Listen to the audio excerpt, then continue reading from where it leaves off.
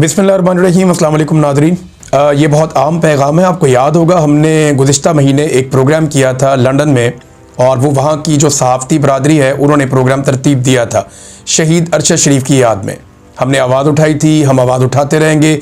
और बरतानिया की इन सहाफ़ती तंजीमों का बहुत शुक्रिया जिन्होंने ये फ़ैसला किया है कि वो वक्तन फ़वक्तन हर जगह पे, हर सतह पे शहीद अरशद शरीफ के लिए आवाज़ उठाएंगे। पाकिस्तान में इंसानी हकूक़ की खिलाफ वर्जियों, पाकिस्तान में जो आज़ादी इज़हार राय को कुचला जा रहा है, इन तमाम मामलात पे आवाज़ उठाएंगे।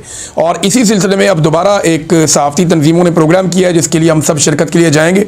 मैं भी वहाँ पे हाजिर हो जाऊँगा। कुछ और बड़े सीनियर जर्नलिस्ट हैं, हमारे साबिर शाकिर साहब हैं, वो भी आएंगे। कुछ बाहर से जर्नलिस्ट आ रहे हैं, वो सारे भी इसमें शरीक होंगे। और ये प्रोग्राम होने जा रहा है रेजेंट पार्क बैंक्वेटिंग हॉल बर्मिंघम में, और इसका टाइम जो है वो 6 बजे से लेकर 9 बजे तक है शाम को। और हफ्ते के दिन 22 नवंबर को ये प्रोग्राम है।